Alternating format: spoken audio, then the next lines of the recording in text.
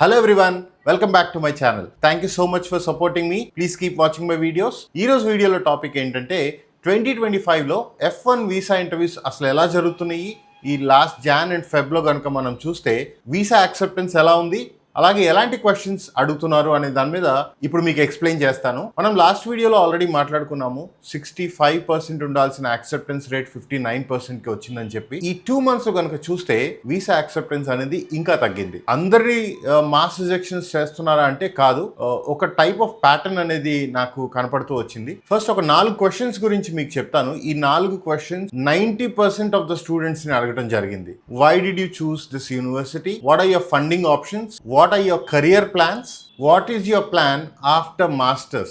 మా స్టూడెంట్స్ ఎవరైతే వీసా ఇంటర్వ్యూకి వెళ్ళారో వాళ్ళలో 90% ఆఫ్ ద స్టూడెంట్స్ అందరికీ ఈ 4 క్వశ్చన్స్ అడగటం జరిగింది. ఈ 4 క్వశ్చన్స్ కాకుండా ఇంకా కొన్ని డిఫరెంట్ క్వశ్చన్స్, అంటే ఇంతకుముందు ఎప్పుడు రెగ్యులర్ గా అడగని క్వశ్చన్స్ కూడా అడగటం స్టార్ట్ చేశారు. అదేంటంటే ఇప్పుడు మీరు చేయబోయే మాస్టర్స్ ఏదైతే ఉందో ఆ కోర్స్ మీకు బ్యాచిలర్స్ తో ఎలా లింక్ అవుతుంది, బ్యాచిలర్స్ అవగానే మీరు జాబ్ ట్రై చేయకుండా మీరు మాస్టర్స్ చేయడానికి ఎందుకు వెళ్తున్నారు, బ్యాచిలర్స్ లో మీరు చేసిన ప్రాజెక్ట్ ఏంటి, అలాగే ఈ అప్లికేషన్ ప్రాసెస్ ఎవరు చేశారు, ఈ అప్లికేషన్ ప్రాసెస్ ని ఒకసారి ఎక్స్ప్లెయిన్ చేయండి, I-20లో ఉన్న డీటెయిల్స్ ని ఎక్స్ప్లెయిన్ చేయమని అడగటం జరుగుతుంది. సో ఇంతకు ముందు వీసా ఇంటర్వ్యూస్ అనేది జస్ట్ 1 minute 1.5 minute లో అయిపోయేది. ఎందుకంటే నంబర్ ఆఫ్ స్టూడెంట్స్ అప్లై చేసుకునే వాళ్ళు ఎక్కువ ఉన్నప్పుడు ఆబ్వియస్లీ వీసా ఆఫీసర్స్ కూడా టైం తక్కువ ఉంటుంది to make decision on each applicant. So దాని తగ్గట్టుగా వాళ్ళు చాలా త్వరగా డెసిషన్ ఇవ్వడం అనేది జరిగింది. కానీ ఇప్పుడు ఈ లాస్ట్ 2 months అంటే ఎనీవేస్ జనవరి ఫిబ్రవరిలో వీసాకి అటెండ్ అయ్యే వాళ్ళు చాలా తక్కువ మంది ఉంటారు కాబట్టి వీసా ఆఫీసర్స్ చేతిలో చాలా టైం ఉంది. సో నెక్స్ట్ 2 months కూడా సిచ్యువేషన్ అలాగే ఉండబోతుంది. ఎందుకంటే ఫాల్ ఇంటేక్ వెళ్లాల్సిన స్టూడెంట్స్ ఎక్కువగా వీసా ఇంటర్వ్యూకి అటెండ్ అయ్యేది మే జూన్ జూలైలో కాబట్టి ఈ మార్చ్ ఏప్రిల్ వరకు కూడా స్టూడెంట్స్ అటెండ్ అయ్యే వాళ్ళు తక్కువ మంది ఉంటారు. సో వీసా ఆఫీసర్స్ ఎక్కువ టైం స్పెండ్ చేసి ఎక్కువ క్వశ్చన్స్ అనేది అడుగుతారు. సో వై దిస్ యూనివర్సిటీ అనే క్వశ్చన్ కి ఇంతకు ముందు చాలా మంది స్టూడెంట్స్ ఎలా చెప్పేవారు, ఓకే ఈ యూనివర్సిటీని నేను ఈ ర్యాంకింగ్ వల్ల చూస్ చేసుకున్నాను, ఈ యూనివర్సిటీలో పలానా స్పెసిఫిక్ ప్రొఫెసర్ చాలా బాగా చెప్తారు, ఆయన గురించి చాలా న్యూస్ ఆర్టికల్స్ వచ్చినాయనో లేకపోతే రీసెర్చ్ వర్క్ అనో జనరిక్ గా చెప్తారు.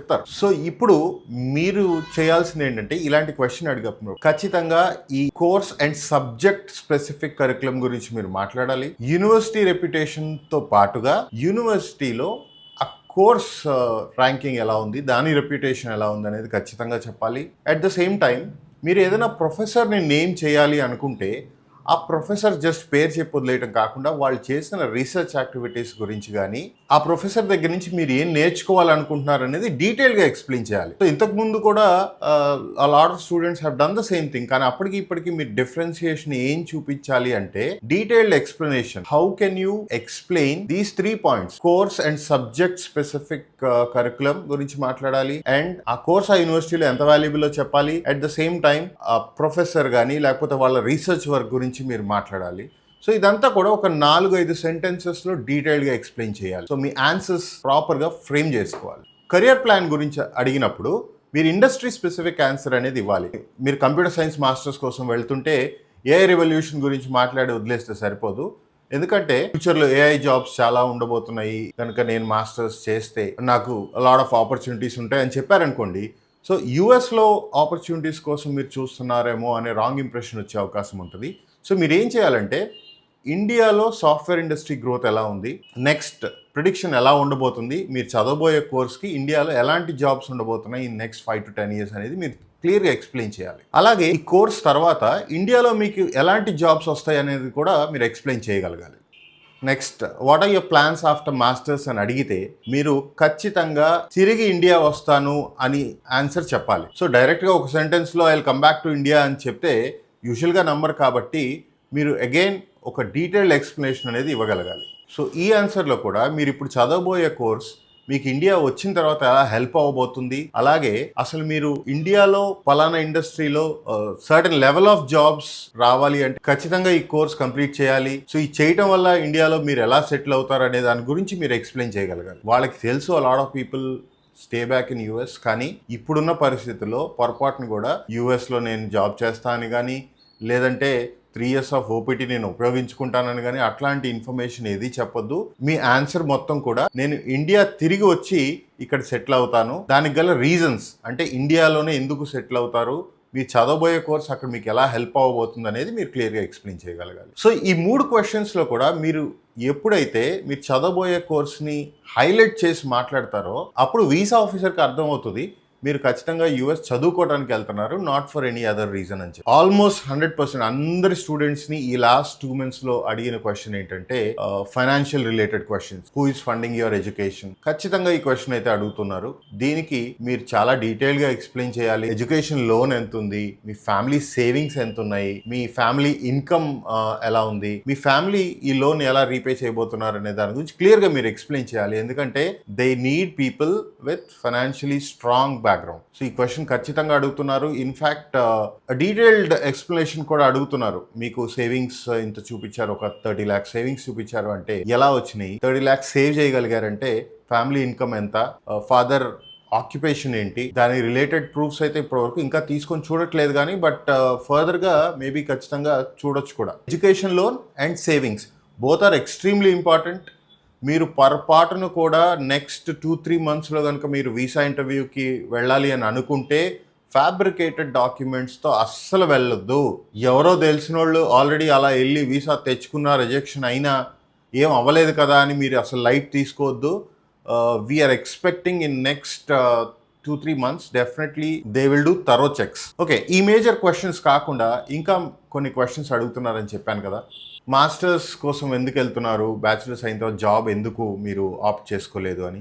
అగైన్ మీరు దీని గురించి కూడా మీరు క్లారిఫికేషన్ ఇవ్వాల్సి ఉంటుంది. మీరు బ్యాచిలర్స్ అయిపోయిన తర్వాత మీరు జాబ్ చేయడం మొదలు పెడితే ఇండియాలో ఎలాంటి జాబ్స్ వస్తాయి, అదేవిధంగా మాస్టర్స్ కనుక కంప్లీట్ చేసిన తర్వాత ఇండియా వచ్చి మీరు జాబ్ చూసుకుంటే లాడర్ జంప్ అనేది ఎలా ఉంటుంది, ఎన్ని లెవెల్స్ ఆఫ్ జంప్ మీకు ఉండబోతుంది అనేది మీరు ఎక్స్ప్లెయిన్ చేయగలరు. ప్రాజెక్ట్ వర్క్ గురించి అడుగుతారు, మీరు ఖచ్చితంగా ప్రిపేర్ అవ్వండి. అప్లికేషన్ ప్రాసెస్ ఎవరు చేశారు అని కానీ లేకపోతే అప్లికేషన్ ప్రాసెస్ గురించి చెప్పండి అన్నప్పుడు ఖచ్చితంగా మీరే మీ అప్లికేషన్ ప్రాసెస్ చేశారని చెప్పండి.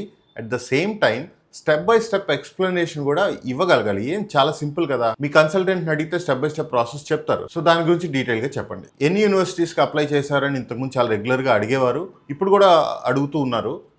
సో ఈ క్వశ్చన్ అడిగినప్పుడు జస్ట్ ఒక 4 యూనివర్సిటీస్ పేర్లు చెప్పేసి అందులో ఈ యూనివర్సిటీ నేను చూస్ చేసుకున్నాను అని చెప్పేవారు. బట్ ఇప్పుడు మీరు దాని గురించి కూడా కొంత డీటెయిల్డ్ ఇన్ఫర్మేషన్ ఇవ్వాలి. అంటే ఎలా అంటే ఏ యూనివర్సిటీస్ మీరు అప్లై చేసుకున్నారు, మీరు చూస్ చేసుకున్న యూనివర్సిటీ మిగతా యూనివర్సిటీస్ కంటే సుపీరియర్ అని ఎందుకు అనుకున్నారు, దాని రీజన్ ఏంటి అనే క్లియర్ ఎక్స్ప్లెనేషన్ ఇవ్వాలి. I-20 మీద డీటెయిల్స్ కూడా అడుగుతున్నారు. I-20లో ఫీజ్ ఎంత, లివింగ్ ఎక్స్పెన్సెస్ ఎంత, I-20 ఏ డేట్లో వచ్చింది. సో ఇట్లాంటి క్వశ్చన్స్ కూడా అడుగుతున్నారు. సో మీరు డీటెయిల్ గా ప్రిపేర్ అయితే ఇవేం పెద్ద విషయం కాదు. జెన్యూన్ గా మీరు ఇన్ఫర్మేషన్ చెప్పండి. ప్రిపేర్ అవ్వమంటే బట్టి పట్టేసి ప్రతిదీ అట్లా అడగగానే టకటక అప్పచెప్పడం కాదు. You have to be prepared in terms of information. అప్పచెప్పడంలో కాదు. అప్లికేషన్ ప్రాసెస్ ఏంటి, I-20లో ఉన్న డీటెయిల్స్ అవ్వచ్చు, మీ ఫైనాన్షియల్ డాక్యుమెంట్స్ ఏం తీసుకెళ్లారు, సేవింగ్స్ ఎంత ఉన్నాయి, నెక్స్ట్ ఎడ్యుకేషన్ లోన్ ఎంత ఉంది. మీరు ఎడ్యుకేషన్ లోన్ గురించి మెన్షన్ చేసినప్పుడు వాళ్ళ ఇంట్రెస్ట్ రేట్స్ గురించి కూడా అడుగుతున్నారు. So any information that you give ensure that you have proper knowledge about it. So మీరు పాయింట్స్ ఎలా పిక్ చేసుకుంటారు యూనివర్సిటీ గురించి కానీ లేకపోతే కోర్స్ గురించి కానీ, ensure that you do thorough research. మీకు యూనివర్సిటీ వెబ్సైట్లోకి వెళ్తే ప్రాపర్గా ఇన్ఫర్మేషన్ చాలా దొరుకుతుంది. What they look for is confidence, logic in every answer and మీరు ఆన్సర్స్ జెన్యూన్గా చెప్తున్నారా లేదా అనేది ఇంపార్టెంట్. సో ఈ 3 ఉండాలి. అలాగే ఈ లాస్ట్ 2 monthsలో మేము గమనించిన దాన్ని బట్టి ఒక ట్రెండ్ అనేది ఆర్ ప్యాటర్న్ అనేది నేను గమనించానని చెప్పాను కదా. ఈ లాస్ట్ 2 monthsలో వీసాస్ అప్రూవ్ అయిన వాళ్ళందరినీ కనుక నేను గమనిస్తే either they are fresh graduates are people without any gap. అంటే గ్రాడ్యుయేషన్ అయిపోగానే వర్క్ ఎక్స్పీరియన్స్ ఉన్నా పర్లేదు, లేదా ఫ్రెష్ గ్రాడ్యుయేట్స్ అయినా పర్లేదు. అంతేగాని గ్రాడ్యుయేషన్ అయిపోయిన తర్వాత వర్క్ ఎక్స్పీరియన్స్ కూడా లేకుండా 1 or 2 years గ్యాప్ ఉండి ఈ గ్యాప్లో ఏదో సర్టిఫికేషన్స్ చేశాను, కోర్సెస్ నేర్చుకున్నాను, ఇట్లాంటి స్టూడెంట్స్కి వీసాస్ రావడం అయితే నేను చూడలేదు ఈ లాస్ట్ 2 monthsలో. లాస్ట్ డిసెంబర్ వరకు కూడా ఎక్కువ క్వశ్చన్స్ అడగకుండా ఒక క్వశ్చన్ 2 questions అడిగి వీసా డెసిషన్స్ అనేది ఇచ్చారు. కానీ ఈ లాస్ట్ 2 monthsలో అయితే మోర్ నెంబర్ ఆఫ్ క్వశ్చన్స్, ఖచ్చితంగా ఒక 6 to 7 questions మినిమం అడుగుతూ ఉన్నారు.